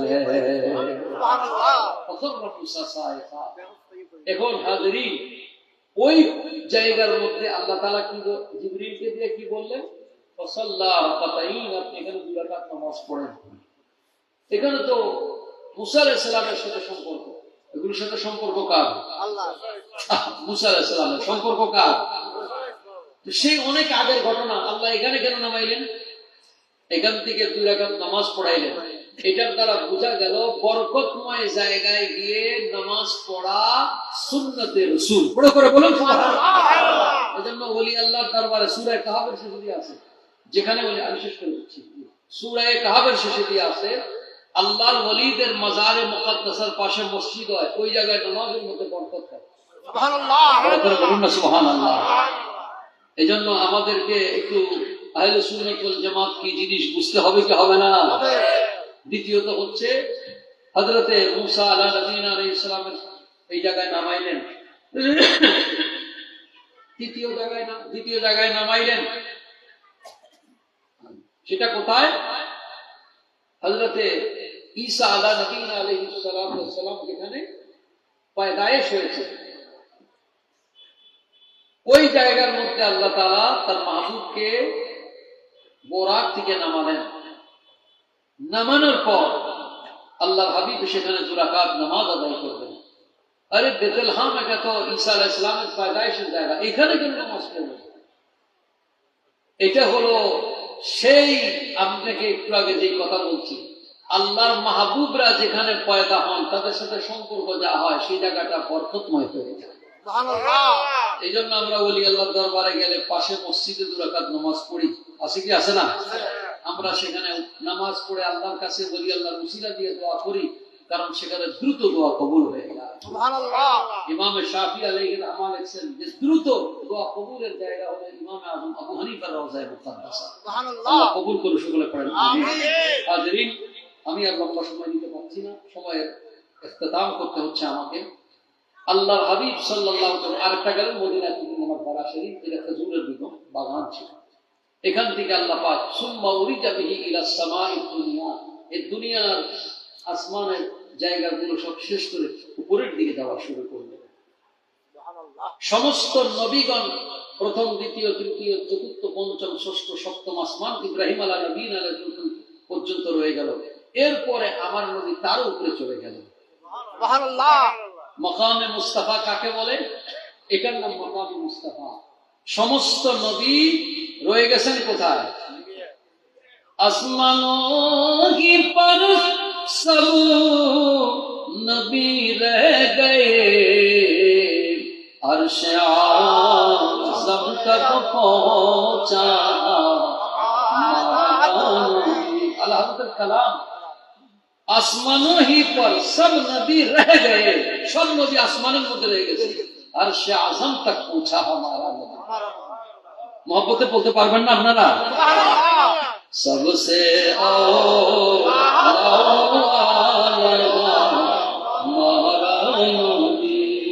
सबसे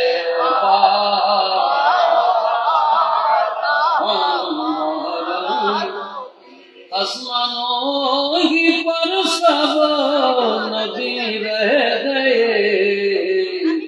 अर्श आज़म तक पहुंचा सबसे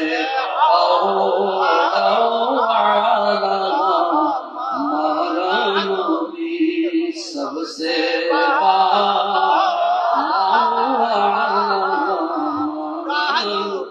আল্লাহ তাআলা কবুল করুন, সকলে পড়েন আমিন। গোলামান গাউসুল আজম দস্তগীর সংগঠন যারা করেছেন, যারা খেদমত করেছেন, আমি তাদের সকলকে হৃদয়ের স্থল থেকে মোবারকবাদ জানাই।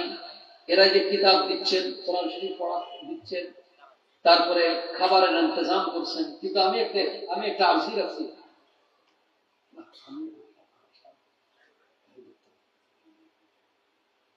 আচ্ছা আছে না, হাতে আছে, কষ্ট হয়ে গেছে। আচ্ছা, তা আমি ওনাদের খিদমতে রাখছি যে আপনারা বয়স্কদের কথা বুঝেন না? আমার বয়স্ক মানুষ আছে না, অনেক মানুষ আছেন যারা কোরআন শরীফ পড়তে পারেন, আছে কি আছে না? আমাদের ধর্মগ্রন্থের নাম কি? কোরআনুল করিম, ফুরকানে হামিদ। কথা বলেন ঠিক কিনা? সামনে মাহে রমাদানুল মুবারক আসতেছে, কথা বলেন ঠিক কিনা? সামনে কি আসতেছে? মাহে রমাদানুল মুবারক আসতেছে, নুজুলে কোরআনের মাস। তো এখানে এত বড় প্রজেক্ট, আমি একটু অনুরোধ করব যিনি দায়িত্বে আছেন, যারা আছেন সকলকে, যে প্রতিদিন আপনারা এই প্ল্যানিংটা নেন যে এই বয়স্ক মানুষ যারা পুরুষ, বয়স্ক নারী, তাদের জন্য কোরআন শরীফ শিখার একটা ব্যবস্থা দরকার আছে কি আছে না? আছে কি আছে না? দুনিয়াতে এত শিখলেন, সবকিছু শিখলেন, কিন্তু আল্লাহর কোরআনই পড়তে শিখলেন না। এর থেকে দুঃখ আছে? কথা বলেন, আছে কি আছে না? আমাদের এগুলো শিক্ষা করা দরকার, আছে কি আছে না? তিলাওয়াতে কোরআন এমন এক নিয়ামত, সাহাবায়ে কেরাম রিদওয়ানুল্লাহি তাআলা আলাইহিম আজমাইনদের আমলের মধ্যে এটাও ছিল যে তারা কোরআনে কারীমের হাফেজ ছিলেন, তিলাওয়াত করতেন। সিদ্দিক আকবর রাদিয়াল্লাহু তাআলা আনহু একবার আল্লাহর নবী যাচ্ছেন, দেখতেছেন সিদ্দিক আকবর রাদিয়াল্লাহু তাআলা আনহু ধীরে ধীরে খুব আস্তে আস্তে তিলাওয়াত করতেছেন। আবার দেখলেন সাইয়েদনা আবু বকর সিদ্দিকের থেকে ক্রস করে যখন সামনে গেছেন, দেখলেন ফারুক আযম খুব বড় বড় আওয়াজে পড়তেছেন। এবার দুজন যখন মসজিদে নববীতে আসলেন তো জিজ্ঞাসা করলেন যে সিদ্দিক আকবর, তুমি আস্তে আস্তে কেন পড়তেছো? বলে, আমি এই জন্য পড়তেছি যাকে শোনাবার দরকার তাকে শোনাতেছি। আর ফারুক আজমকে বললে, তুমি বড় করে আওয়াজ করে পড়ছো কেন? বলে, হুজুর, আমি আল্লাহকেও শোনাচ্ছি, শয়তানকেও দূরে ঠেলে দিচ্ছি। বড় করে বলুন না সুবহানাল্লাহ। আপনারা কোরআন শরীফ পড়া শিখবেন তো বাবা? সবাই বলতেছেন না? দুনিয়ায় সব শিখতেছেন, আল্লাহর কোরআন শিখতেছেন না। আল্লাহ তাআলা যেন আমাদেরকে কোরআনে কারীমের কারি বানায় দেন। পড়ে বলুন আল্লাহুম্মা আমিন। দরকার আছে কি আসে না? বাবা, আপনি দোয়া করবেন মা বাবার জন্য, কি এ বি সি ডি পড়ে দিয়ে দোয়া করলে কাজ হবে? বলেন না বাবা? বাংলা কিছু পড়লে দোয়া কবুল হবে? সওয়াব রেসানি করতে হলে, ইসালে সওয়াব করতে হলে কি পড়তে হবে? কোরআনে কারীমের সূরা তিলাওয়াত করতে হবে, আয়াতে কারীমা তিলাওয়াত করতে হবে, দুরুদে পাক পড়তে হবে। কথা বলেন ঠিক কিনা? তাহলে এগুলোকে আমাদের জানা দরকার আছে কিনা? না প্রত্যেকদিন হুজুরকে ডেকে ডেকে নিয়ে যাবে? আমাদের জানা দরকার আছে কি আসে না? আল্লাহ আমাদেরকে বুঝবার তৌফিক দান করে দিন। একটু সামান্য কথা বলবো, যেহেতু ওরা বলছে আমার দেখো, আল্লাহর হাবিব হুজুর করিম সাল্লাল্লাহু তাআলা আলাইহি ওয়াসাল্লাম এই তিন মুকদ্দাস জায়গায় নেমে হুজুর নামাজ পড়লেন। আমাদের জন্য শিক্ষণীয় বিষয় হলো এই যে এই জায়গাগুলোতে আল্লাহর হাবিব নেমেছেন, নামাজ পড়েছেন। এই জায়গাগুলো কোন কোন জায়গা? কোনটা নবীর সাথে সম্পর্ক, দুটোটাই নবীর সাথে কি সম্পর্ক। তা আল্লাহর নবী স্বয়ং নেমে সেই জায়গাগুলো বসেছেন, দেখিয়ে হুজুর নামাজ পড়েছেন। এবং আল্লাহর হাবিব সাল্লাল্লাহু আলাইহি সাল্লামের এই তাবাররুকওয়ালা জায়গাগুলো পৃথিবীতে এখনো আছে। আছে কি আছে না? আমরা তো যদি আপনার তুর পাহাড়ের দিকে যাই, আমি মিশরের মধ্যে যখন গেলাম দেখতে, মিশর ঘুরতে গিয়েছিলাম, আমার বাচ্চা ছেলেরা সেখানে পড়ে, ওরা বললো হুজুর আপনি আসেন। গেলাম, কিন্তু আমার অনেক জায়গায় ঘুরেছি। ইমাম ইবনে হাজার আসকালানী জিয়ারত করেছি, ইবনে শিরিনের জিয়ারত করেছি, তারপরে আপনার জুন্নুল মাসরির জিয়ারত করেছি, অনেক হাজারাত কারি বাসিদের মাকবারার মধ্যে গেছি। কিন্তু প্রোগ্রাম করতে জবলে তুরের মধ্যে যাও, কিন্তু গভর্নমেন্ট আর অনুমতি দিলেন না। সেখানে মিলিশিয়ানদের মধ্যে গোলাগুলি হয়ে বন্ধ হয়ে গেল। সেই তুর পাহাড় তো আর এখন আমাদের যাওয়া সম্ভব। তারপরে বাইতুল্লাহাম সেখানেও যাওয়া সম্ভব, কিন্তু ওই রকম নমুনায় নবী এবং ওলিদের মাকবারা বা ওলিদের বারগাহা আমাদের এখানেও আছে। আছে কি আছে না? যারা হক্কানি আল্লাহর ওলি তাদের সেখানে জিয়ারতও যাবেন, তার পাশে যে সমস্ত মসজিদ আছে পাশে মসজিদে নামাজও আদায় করবেন। আশা করা যায় এই কারণে আমাদের দোয়া দ্রুত কবুল হয়ে যাবে। বড় করে বলুন সুবহানাল্লাহ। আল্লাহর হাবিব রাহমাতুল লিল আলামিন বাইতুল্লাহিল হারাম থেকে এইভাবে তিনি রওনা হয়ে গেলেন। যেতে যেতে আল্লাহর নবী যখন যাচ্ছেন তখন মাদাইন শহরের উপর দিয়ে আল্লাহর নবী যাচ্ছেন। নবীজি দেখতেছেন ওমর আলাইহিস সালাম আলা মুসা ওয়া হুয়া ইউসাল্লি ফি কবরিহি ইনদাল কাসিবিল আহমার। আল্লাহর নবী বলেন, আমি মাদাইন শহরের উপর দিয়ে যখন যাইতেছি আমি দেখতেছি হযরত মুসা আলাইহিস সালাতু ওয়াস সালামের মাকবারা, কবর। সেই মাকবারাটা লাল রঙের মাটির ঢিপ দিয়ে উঁচু। সুবহানাল্লাহ। ওমর আলাইহিস সালাম আলা মুসা ওয়া হুয়া ইউসাল্লি ফি কবরিহি ইনদাল কাসবিল আহমার। আহমার মানে লাল। আর আল্লাহর নবী বলেন উপরের মাটি হলো লাল রঙের, আর ভিতরে মুসা আলা নবিয়্যিনা আলাইহিস সালাতু ওয়াস সালাম ওয়া হুয়া ইউসাল্লি, তিনি সেখানে নামাজ আদায় করতেছেন। আওয়াজ সুবহানাল্লাহ তো আসতে হলে চলবে না, আরো বড় আওয়াজে বলুন সুবহানাল্লাহ। আচ্ছা, এখানে বড় মাসলা, যে সমস্ত ভাইয়েরা নবী পাকের হায়াতুল নবীকে অস্বীকার করেন তাদের জন্য চাষনদীর দাওয়াত। যারা আমার নবী দূর থেকে দেখাকে আপনাদের এতারাজ আছে তাদের জন্য চশমদিদ গাওয়া মানে সাক্ষী কিরকম শুনেন। আমার নবী কত হাজার ফিট উপর, আমার নবী কত হাজার ফিট উপরে। বিমানে যখন উঠে বলে আমরা 10,000 ফিট উপরে আসি, তখন ভিতরে আপনাদের এই বলখালি দেখা যায়? ঢাকা শহর দেখা যায়? কোন শহর দেখা যায়? বাবারা আমার, আমার নবী বোরাকের মধ্যে রওনা হয়ে বোরাকের উপর চড়ে বাইতুল্লাহিল হারাম থেকে বাইতুল মাকদাসের দিকে নবীজি আসতেছেন মাদাইন শহরের উপর দিয়ে।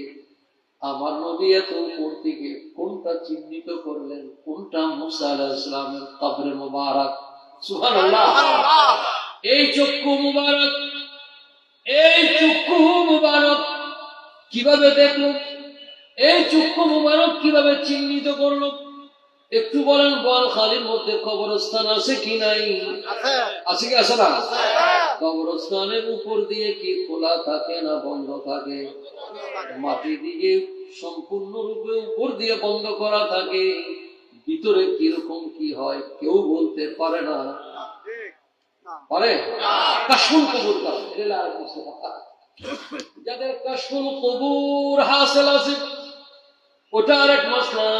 বাবারা আমার, এই নবী পাক দেখলেন কবরের ভিতরে মুসা আলাইহিস সালাম তিনি নামাজ আদায় করতেছেন। কি করতেছেন? একটু বড় করে বলেন না বাবা। নামাজ আদায় করতেছেন। আপনারা বলেন, নামাজ আদায় করতে হলে উঠতে হয়, বসতে হয়, সিজদা দিতে হয় কি হয় না? হয় কি হয় না? কবরটা তো ছোট। এই জন্য আহলে সুন্নাত ওয়াল জামাতের আকীদা হলো আল আম্বিয়া ওয়াহয়াউন ফি কুবুরিহিম, সমস্ত নবীগণ কবর শরীফের মধ্যে জিন্দা। বড় করে বলুন সুবহানাল্লাহ। দেখুন, আল্লাহ যদি জিন্দা রাখে কেউ মৃত বললে হবে? এটা আল্লাহর কুদরত। এটা কার কুদরত? আল্লাহর কুদরত। আল্লাহর কুদরত। আল্লাহ কিভাবে জিন্দা রাখছে? শুধু মিসালান শহীদদের ব্যাপারে আল্লাহ বলেন, শহীদ আছে না, শহীদ যারা আল্লাহর রাহে জীবন উৎসর্গ করেছে। আমরা তো এখন কেউ একটু কোন রকম কিছুতে মারা গেলে কি লিখে দেয় শহীদ ও মুখ। এটা ভুল। শহীদের মানে হবে আই ফি সাবিলিল্লাহ, আল্লাহর রাস্তা হইতে হবে। কোন রাস্তা? আল্লাহর রাস্তা। এক হিন্দু ভদ্রলোক লেখছে শহীদ ও মুখ, এটা ভুল।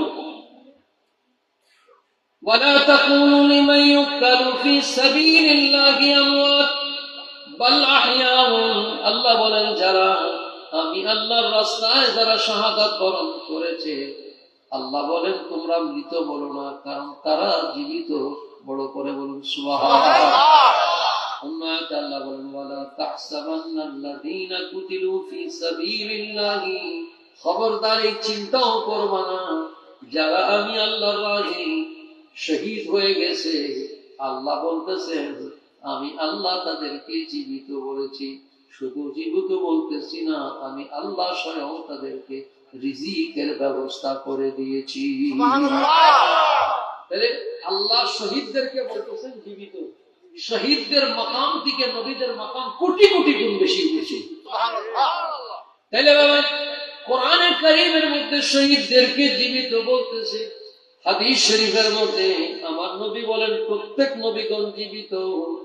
আপনি হাদিসে পাক, এটা বুখারীর মধ্যেও রয়েছে, মিশকাতের মধ্যেও আছে। আমার নবী বলেন মুসা আলাইহিস সালাতু ওয়াস সালাম তিনি নামাজ আদায় করতেছেন।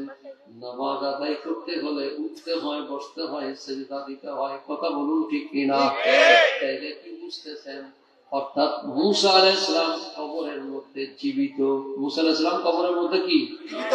একটু বড় করে বলেন না বাবা। জীবিত। আপনারা সবাই জবান খুলে বলতে হবে জীবিত। আমি যদি ভুল বলি উলামায়ে কেরাম উপস্থিত হাজারা কি বলেন? এটা হাদিস শরীফের মধ্যে আছে কি আছে না? আছে। মুসা আলাইহিস সালাম কবরের মধ্যে কি জীবিত? একটু সবাই জবান খুলে বলেন না বাবা। বাবারা আবার মুসা আলাইহিস সালাম থেকে আমার নবীর মর্যাদা মাকাম উপরে না বেশি? তিলকার রুসুলুম ফাদ্দালনা বাদুহুম আলা বাদিন মিনহুম মান কাল্লামাল্লাহু ওয়া রাফা বাদুহুম দারাজাত। সুবহানাল্লাহ।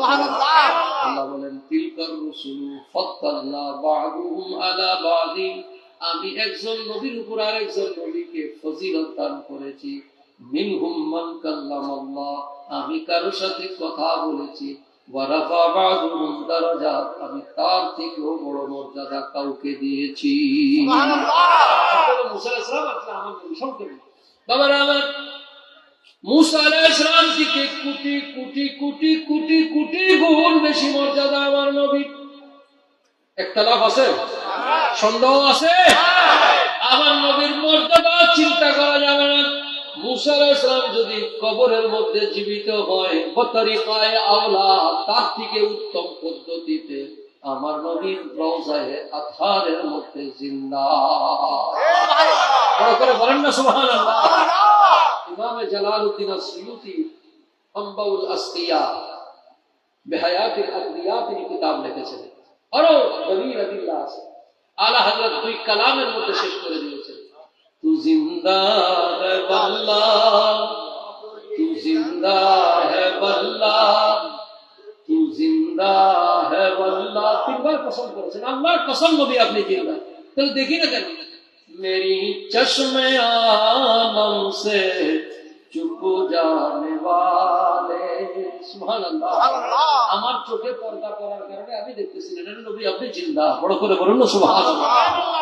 হাজিরিন, শুধু এখানে একটা নয়, একটা জিন্দার মাসলা, আরেকটা হলো এই জন্য এই মাসলাকে বলা হয় হায়াতুন নবী। এই মাসলাকে কি বলা হয়? একটু বড় করে বলেন না বাবা, আপনাদের কথা মুখে মুখে থাকা দরকার আছে কিনা? তাহলে বলুন নবীগণ হায়াতুন নবী, বলেন নবীগণ।